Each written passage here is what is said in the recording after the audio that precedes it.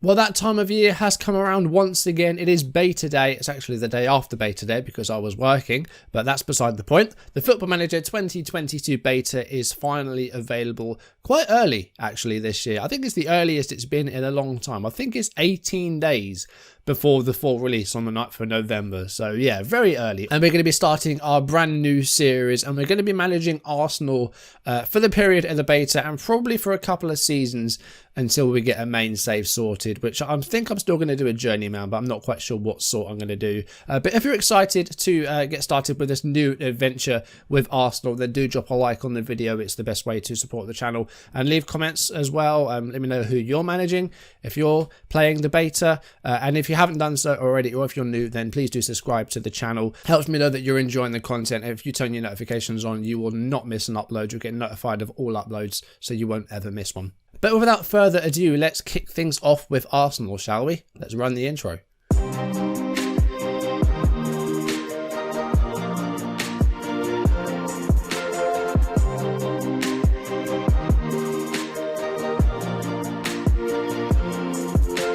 Welcome back to the channel. My name is a-bomb. Welcome to Football Manager 2022 for the first time on the channel, and welcome to the beta save, the first save with Arsenal. If you've been watching the channel for a while, you know that we've gone through a vast array of Premier League clubs over the past few years, and I think it's about time we got to Arsenal, because not only did they sort of stagnate in the 2010s, but they have actually declined now, and I think they are in need of some help, and hopefully we're going to be the people to do that. So we have joined Arsenal as the new manager, replacing Mikel Arteta. We'll go into a bit more detail about exactly what's been going wrong at Arsenal in recent times, probably a bit later on in the video, but let's get to the homepage and let's have a look around the club, shall we? Looking immediately at the welcome meeting with our managing director, we can see a few details about Arsenal, their reputation. Media predict them to finish 7th this season, which should get them European football.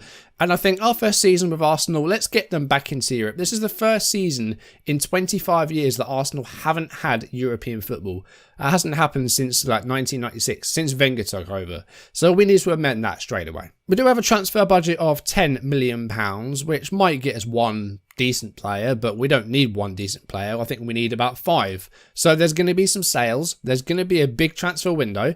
So we'll see how that goes, and we'll see how we can spend this money and what we need to work on.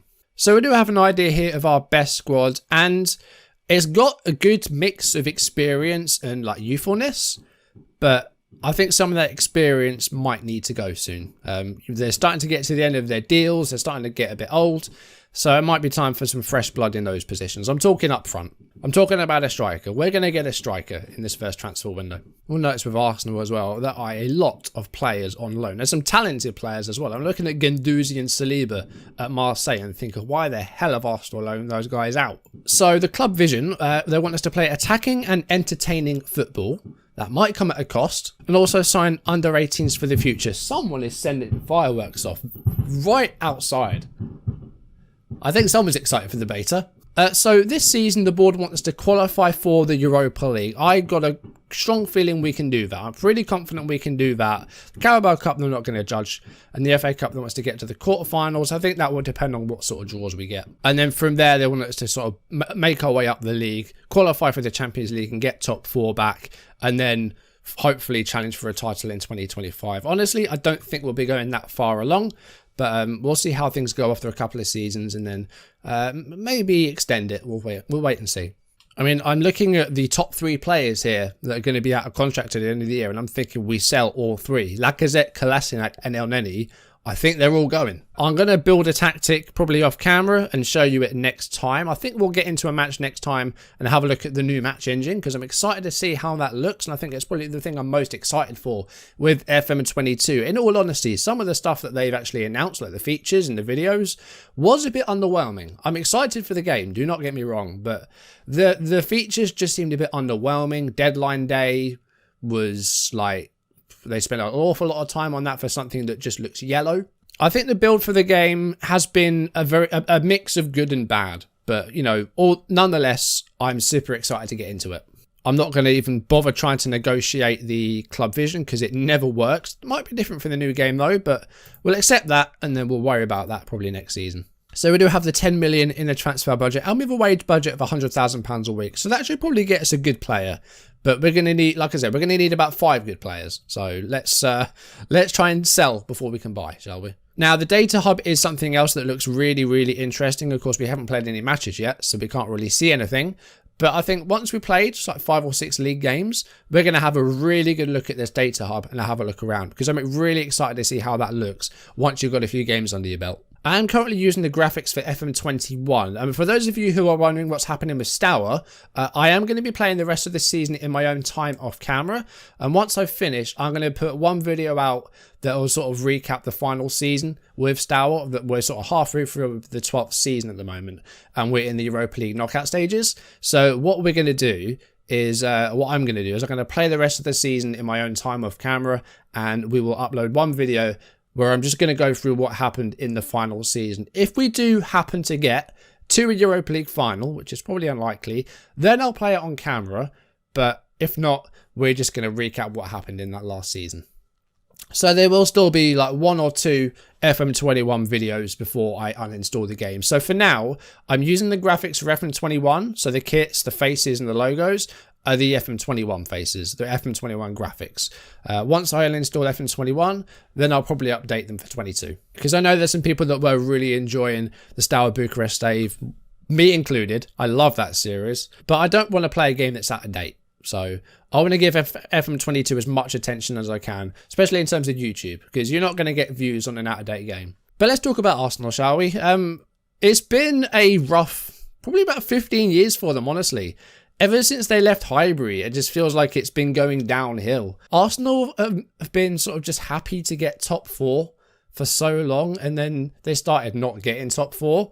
You know, that first time in, like, what was it, 2018, where for the first time they weren't in the Champions League group stages since like 1997. So what started off as a stagnation at Arsenal, it seems to have turned into a decline. For the first time this season since 1996, they're not in European football. And that hurts Arsenal fans. They're so used to seeing their team in Europe, and to not have European football must be so painful. They weren't happy with Wenger. He left. Unai Emery just didn't seem to like click. Arteta just doesn't seem to actually have like a mentality with the team. The problems stretch further than just a manager. Of course they do. Stan Kroenke is owner. Like, the fans haven't been happy with him for some time. The whole European Super League fiasco, that was just the straw that broke the camel's back, I think, for Arsenal fans and you know, the owners. So yeah, it stretches further than the manager. The recruitment's been weird. Some of the signings haven't been too good. Like, you're spending money on Willian and David Luiz. Like, I don't understand that at all. Some of the signings just haven't been good. Pablo Murray, Cedric Suarez, they're good squad players, but they're not going to improve your team. And then some of the players they brought in this window, they're decent young players, but they're not improving the team. Arsenal spent more money this transfer window than any other Premier League team, and I don't think it's improved the squad. No, we're talking about Ben White. They've spent £50 million on Ben White. They bought a goalkeeper who's been relegated the past 2 seasons. Talk about sales as well. They've sold one of their brightest talents, Joe Willock, to Newcastle. I talked about loans earlier. 2 good young players in Guendouzi and Saliba, loaned to Marseille. I mean, at least they have got some good young players that have stayed at the club. And they've got, like I said, a good mix of youth and experience. But I really don't feel like they've improved the squad this summer. And hopefully we can do that. I'm going to make some sales, and we're going to see if we can improve this squad. Well, here is the goalkeeper that's been relegated the past 2 seasons. It's Aaron Ramsdale, who was relegated by Bournemouth, joined Sheffield United, and then got relegated again. He's competition for Bernd Leno. Arsenal have got 2 good goalkeepers. I don't know which one I'm going to be playing. I feel like Leno is the better goalkeeper. So I think from the start, I think we'll go with Leno. And if it doesn't quite work out, if it doesn't perform as well, then we might move to get Ramsdale in. So the only area that Ramsdale actually is better than Leno is communication. So we have 4 central defenders here. We've got Gabriel from Brazil, 23. Could be a ball player. Of course, we do have the wide centre-back this year, which is new. But I do not think I'm going to be going for a 3 at the back with Arsenal. If we are, we're probably going to need another centre-back. But I mean, if we look at him as just a basic central defender, he's pretty good. 16 heading. He's very good in the air, actually. 6'3" as well. Hopefully he can get some goals for us. Rob Holding's okay. He's homegrown, so that definitely helps. Here's Ben White, who they probably spent twice as much as they should have done on him. £50 million is an awful lot of money. But again, just very, very well-rounded. Lots of 14s and 15s. Not too bad. And then we've got Pablo Mari, 27 years old. Don't really know why they signed this guy. He doesn't cost too much, like just under £10 million. Again, he's not too bad in the air. He's got the strength.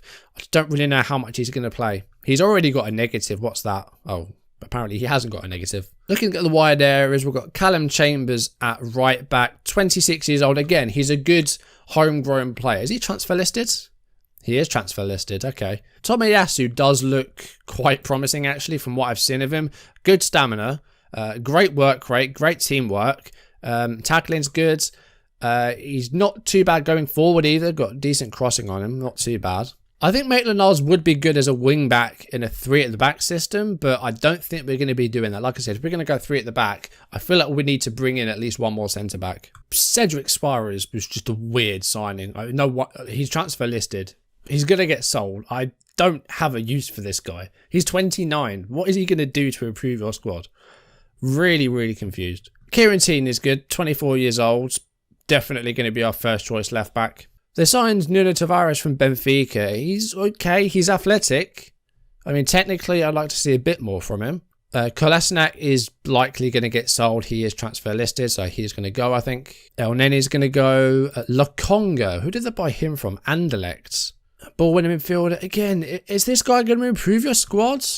I don't really feel like he is. Really weird dealings by Arsenal. Or at least if this guy scores, we can have ourselves a party. He's a good defensive midfielder, Thomas Partey. I like him. See, Granit Xhaka is a problem. He's a talented footballer, but he can't tackle. He's too aggressive. He's probably going to get sent off probably a couple of times in this first season, maybe more. But his passing's good. His first touch is really good. He's athletic and strong. Good vision. He just really lets himself down. Because I think when he wants to be, I think he can be a brilliant player. And speaking of young talent that Arsenal do still have, here's Bukayo Saka, who we know from the Euros how good he can be. Still 19 in the game, but he did turn 20 last month. And I think I'm going to play this guy as often as I can on that right-hand side or on the left. And the same with Smith Rowe as well. Smith Rowe and Saka are like the future of England. Like the next 10 years, those guys are going to be, going down those wings. And I'm looking forward to seeing how these guys do for the future, because you're looking at the future of England here with Saka and Smith Rowe. Martin Odegaard is now a permanent signing from Real Madrid after a short loan spell. He is Arsenal's most valuable player now. You can see that the transfer value now does range. It's not set to a single value. It does actually vary from 94 to 104, which makes asking agents about players really interesting when it comes to recruitment, because that might save you a bit of money on players, might save you some transfer money. Nicolas Pepe was a lot of money when Arsenal signed him. What was it, 2018, 2019? £72 million he was from Lille. He hasn't quite hit it just yet. He's getting there. Some games he can be good. Some games, though, he can just go missing. But again, he's very, very quick with the ball as well. He's super speedy. He can shoot from range. He's got great flair. He's really good off the ball. And Pepe, yeah, It's gonna be tough to get him in because I want to really build the team around the youngsters. But Pepe is a good player. Martinelli, of course, from Brazil. I think FM's done a bit dirty here. I think he can be a really good player, Martinelli. I mean, he doesn't have like his European stats in it from last season, but yeah, I feel like he's been done a bit dirty here. He is only 20 years old. He's very quick. He's got really good work rate. But I actually thought Martinelli would be rated better than that. I really did. I thought he'd have better attributes than that. Eddie Nketiah, on last year's FM, did really well for Arsenal. Like, at my West Ham save on last year's beta, Eddie Nketiah was one of the top assist makers, I think, in the league. And one of the top scorers, I think, as well. He got double figures in the league, I think. And this year, he doesn't look too bad. Again, really athletic, really pacey, good finisher of the ball, decent dribbling, not bad off the ball, good work rate. He's 22 though, so he's probably just a bit too old to be considered like a a future prospect. I think we'd do well to get some good money for him, for like a lower down Premier League side, like a Newcastle. I think Newcastle could really do with an Eddie Nketiah with their big takeover. They could probably get it as well. See, Aubameyang is a tricky one. He signed a new deal last year, £250,000 a week. He's 32 years old. I mean, in 2 years' time, he's going to go for free because nobody is going to pay £40 million for a 32-year-old that's going to want £250,000 a week. That's just not happening. So I think with Aubameyang, we are going to use him while we've got him. And then at the end of the 2 years, he's going to go because I really don't think we're going to get anyone coming for Aubameyang. And if we do, I don't think he's going to get a contract because I think he's going to want too many wages. So I think we're going to keep Aubameyang and use him and make the most of him while he's here. Lacazette, on the other hand, 30 years old, last year of his contract, we need to get money for him while we still can. So I am offering him to clubs right now. What I am going to do is, in additional clauses, if you don't know this, it's a way to try and save some money, go into selling team wage contribution and then remove and exclude it from your negotiation. Because that way, if you get any offers for Lacazette, they're never going to have that. And in the past, that has stung me. Because teams will offer money for Lacazette and then they'll add a selling team wage contribution, which means that we'd still be paying some of his wages. He's on £180,000 a week. And again, it's going to be hard to find someone that's going to, bid money for a 30-year-old that is on 180 grand a week. So we're going to try and get some money for him while we still can. And hopefully the Lacazette money will fund a brand new striker. That's the idea with that. I did see Balogun.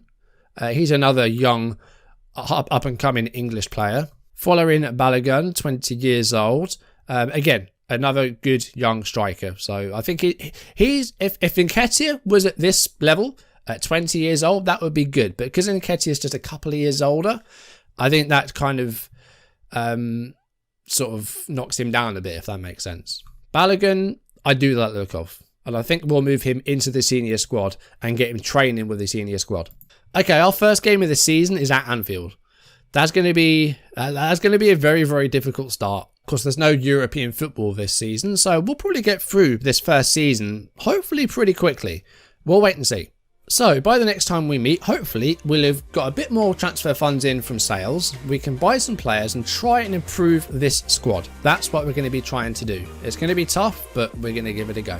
Anyway guys, that is going to do it for today's video. Thank you for watching. If you enjoyed the video, then do drop a like down below and leave comments. They are the best ways to support the channel. And if you haven't done so already, or if you're new, then do subscribe. It lets me know that you're enjoying the content. And of course, turn your notifications on so you don't miss an upload. Yeah, excited to start a brand new adventure in FM22. Arsenal's going to be a good couple of seasons, I think. It's going to take some work to get this side back into Europe and back, contending for the title. But we are going to try our best to make it work. I don't want to say we're going to try and rebuild them because that word's being thrown around a lot at the moment. But we are going to try and bring Arsenal back into Europe in this first season and then see where we go from there. But anyway, guys, that is going to do it for today. Thank you for watching. I will see you soon. Goodbye.